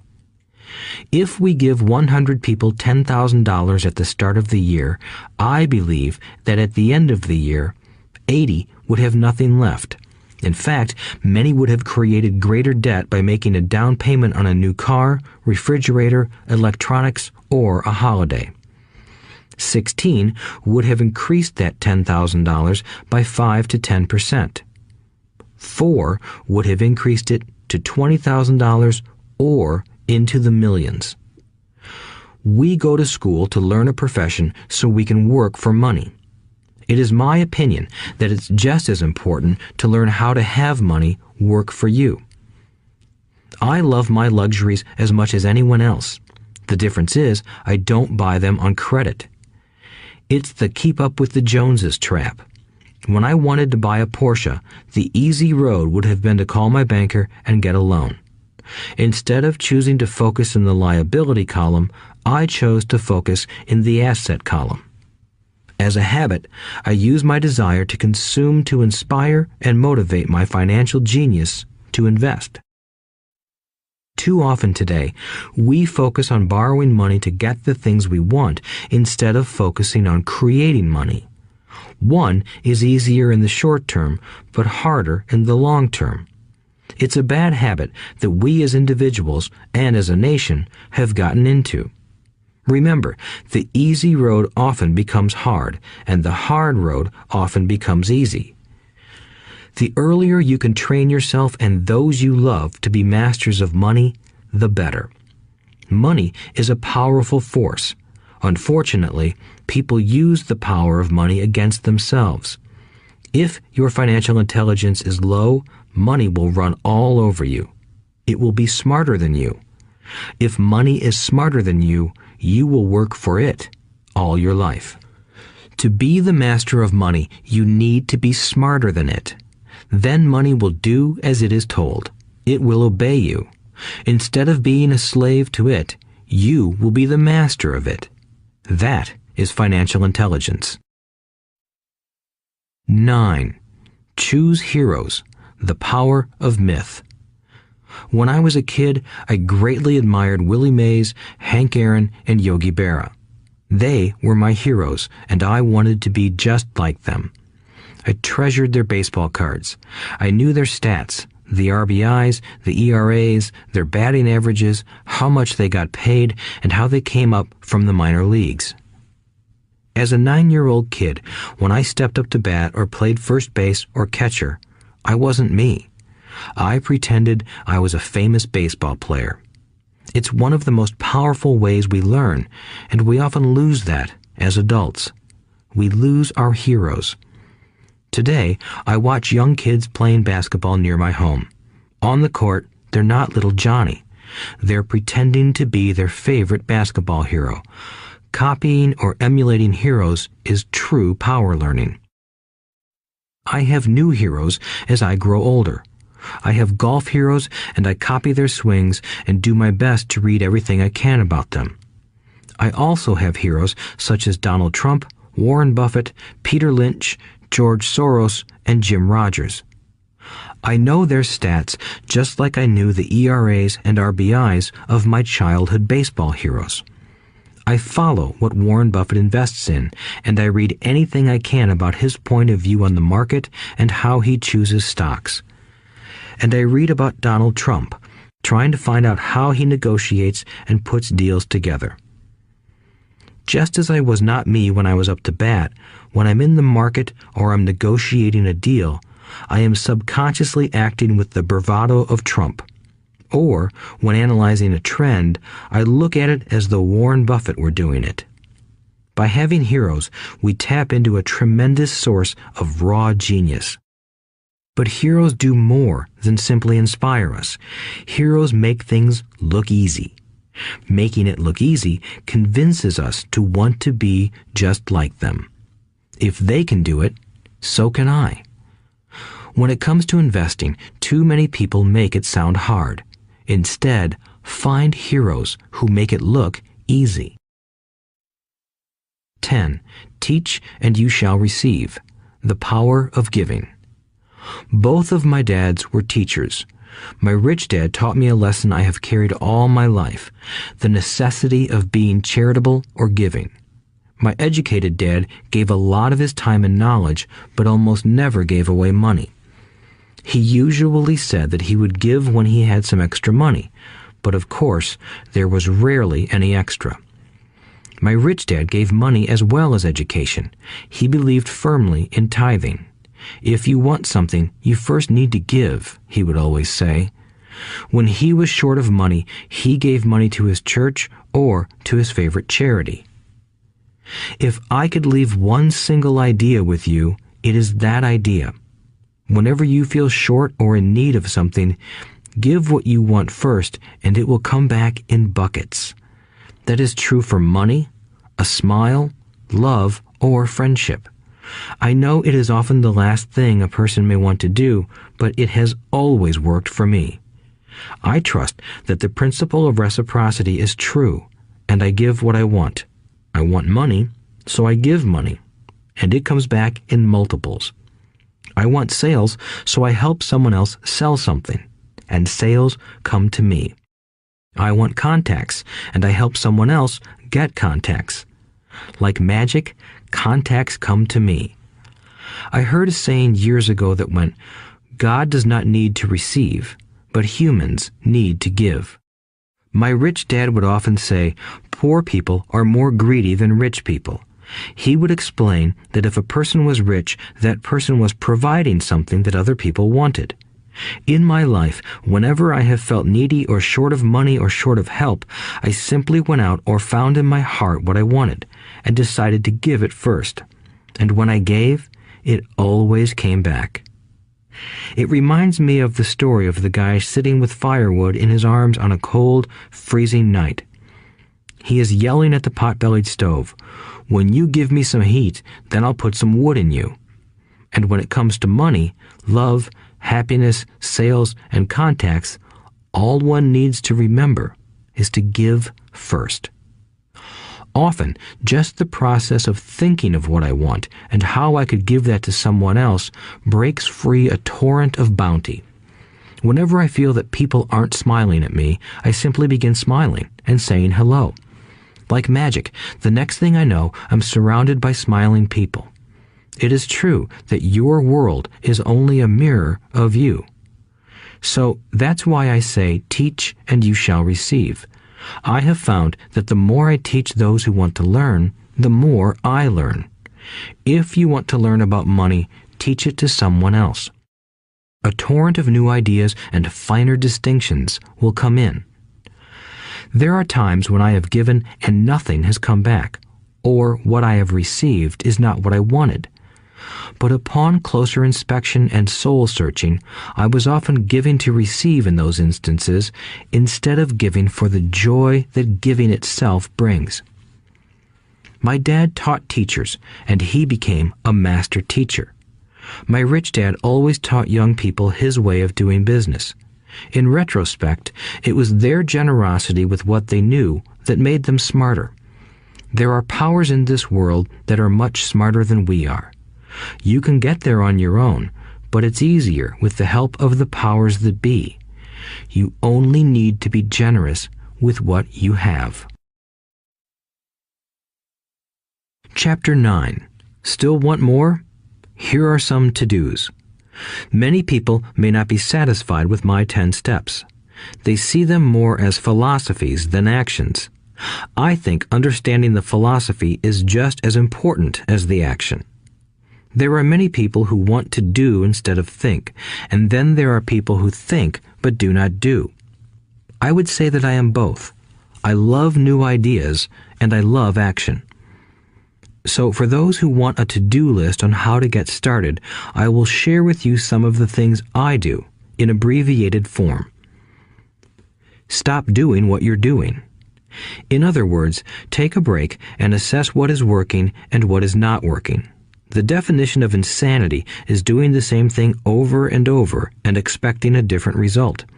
Stop doing what is not working and look for something new. Look for new ideas.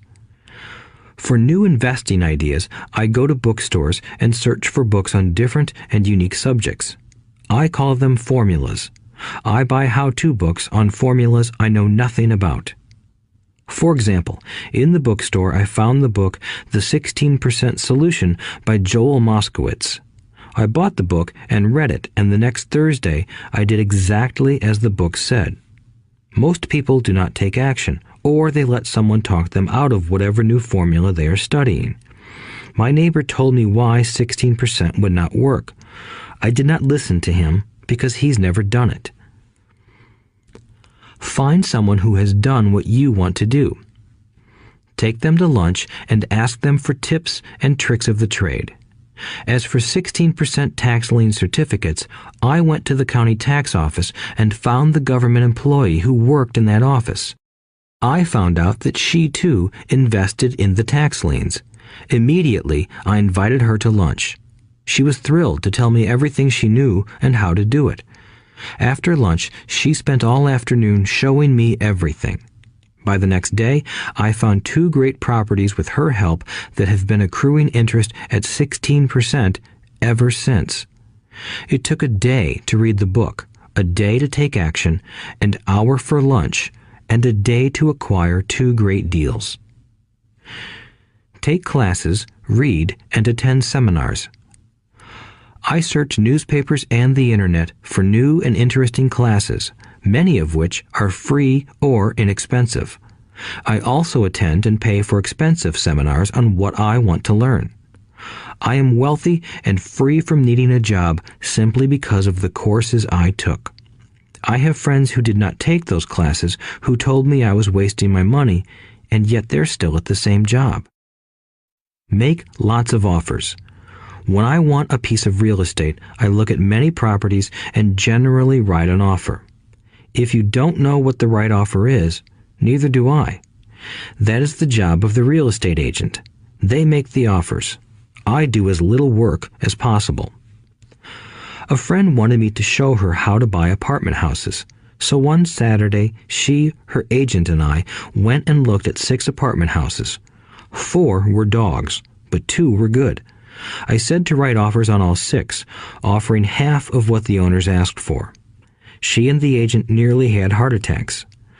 They thought it was rude and would offend the sellers, but I really don't think the agent wanted to work that hard. So they did nothing and went on looking for a better deal. No offers were ever made, and that person is still looking for the right deal at the right price.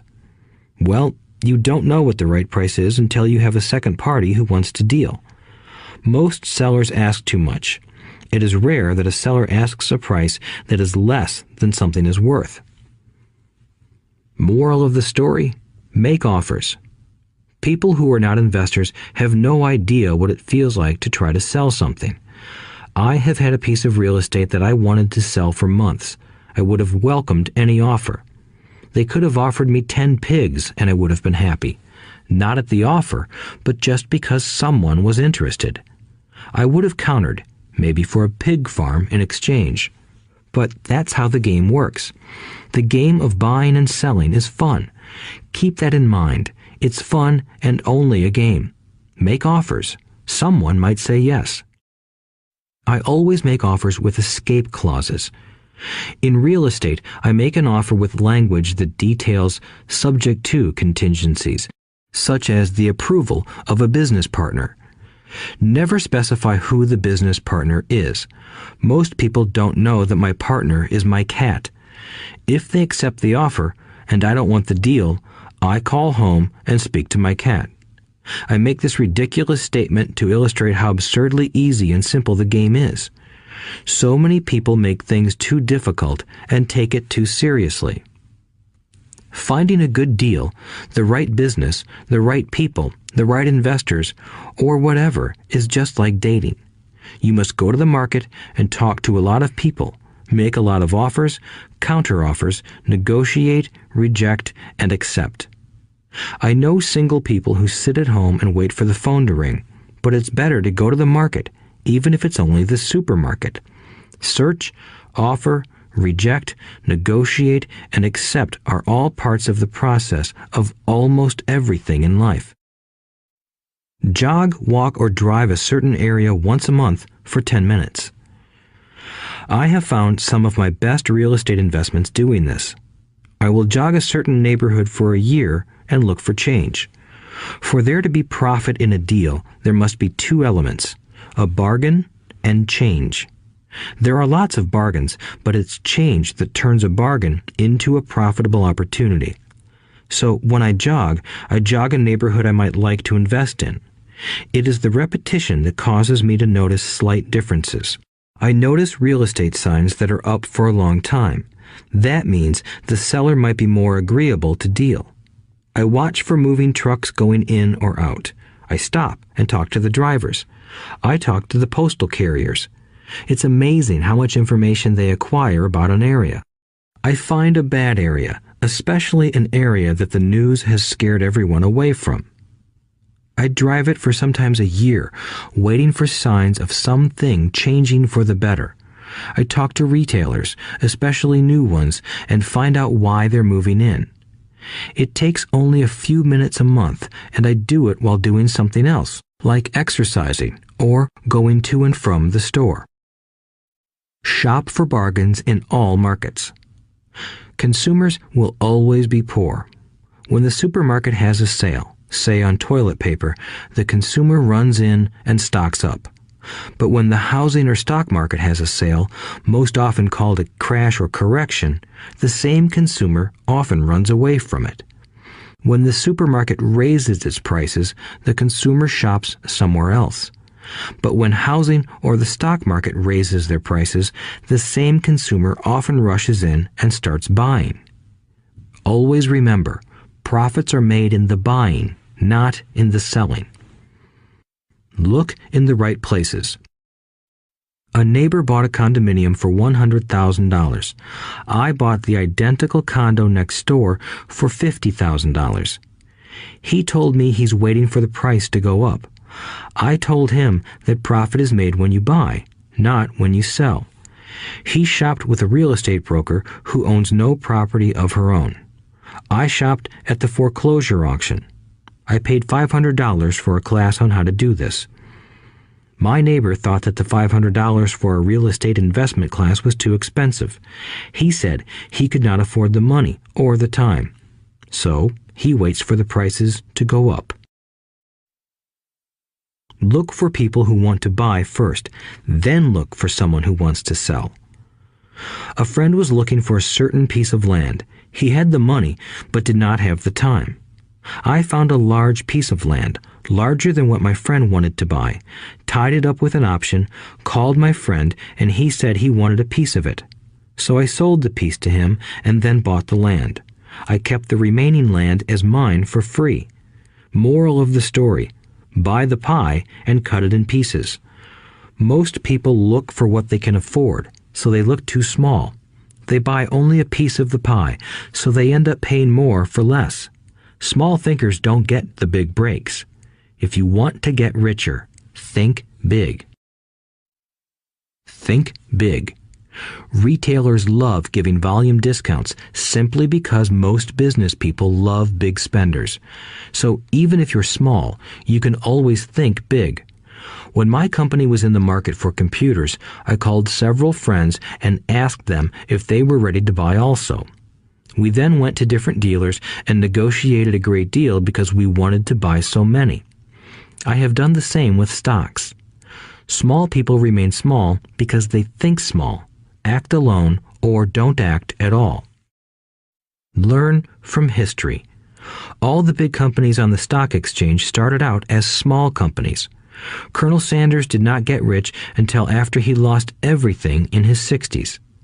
Bill Gates was one of the richest men in the world before he was 30.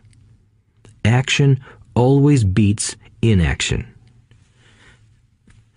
These are just a few of the things I have done and continue to do to recognize opportunities. The important words are have done and do. As repeated many times throughout this audiobook, you must take action before you can receive the financial rewards. Act now. Final thoughts. I would like to share some final thoughts with you. The main reason I wrote this book, and the reason it has remained a bestseller since 2000, was to share insights into how increased financial intelligence can be used to solve many of life's common problems. Without financial training, we all too often use the standard formulas to get through life. Work hard, save, borrow, and pay excessive taxes. Today, more than ever, we need better information.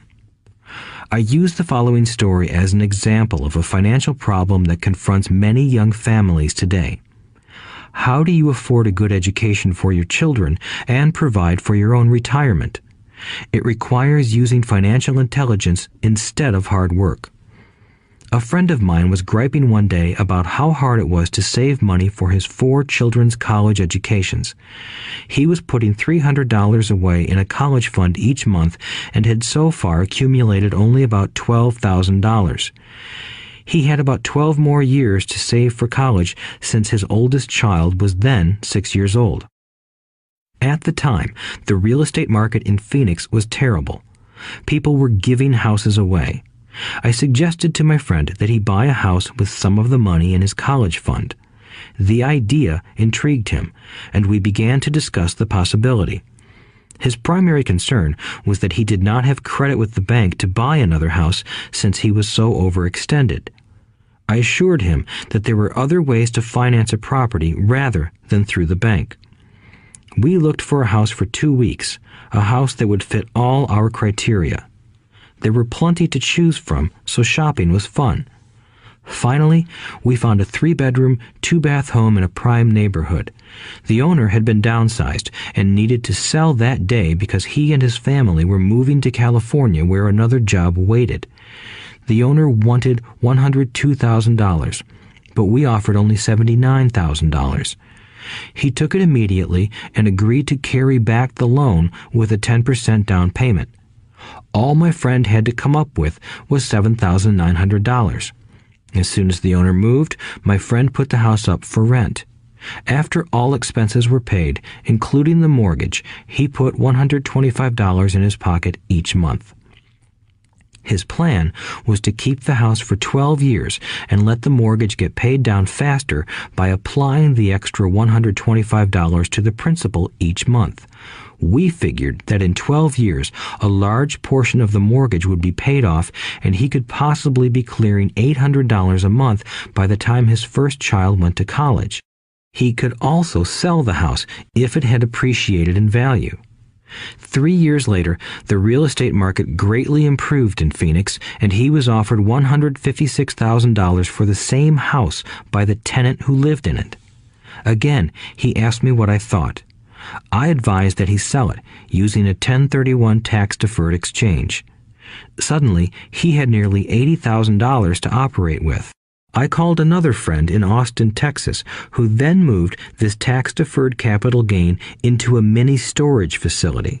Within 3 months, he began receiving checks for a little less than $1,000 a month, which he then poured back into the college fund. A couple of years later, the mini warehouse sold, and he received a check for nearly $330,000 as proceeds from the sale. He rolled those funds into a new project that would now generate over $3,000 a month in income, again going into the college fund. He is now very confident that his goal will be met easily. It only took $7,900 to start and a little financial intelligence. His children will be able to afford the education they want, and he will then use the underlying asset, wrapped in his legal entity, to pay for his retirement. As a result of this successful investment strategy, he will be able to retire early. Thank you for listening to this audiobook. I hope it has provided some insights into utilizing the power of money to work for you. Today, we need greater financial intelligence to simply survive. The idea that it takes money to make money is the thinking of financially unsophisticated people. It does not mean that they're not intelligent. They have simply not learned the science of money making money. Money is only an idea. If you want more money, simply change your thinking. Every self-made person started small with an idea and then turned it into something big. The same applies to investing. It takes only a few dollars to start and grow it into something big. I meet so many people who spend their lives chasing the big deal or trying to amass a lot of money to get into a big deal. But to me, that is foolish. Too often, I have seen unsophisticated investors put their large nest egg into one deal and lose most of it rapidly. They may have been good workers, but they were not good investors. Education and wisdom about money are important. Start early. Buy a book, go to a seminar, practice, start small. I turned $5,000 cash into a $1 million asset, producing $5,000 a month cash flow in less than 6 years. But I started learning as a kid. I encourage you to learn because it's not that hard. In fact, it's pretty easy once you get the hang of it. I think I have made my message clear. It's what is in your head that determines what is in your hands. Money is only an idea. There is a great book called Think and Grow Rich. The title is not Work Hard and Grow Rich. Learn to have money work hard for you, and your life will be easier and happier.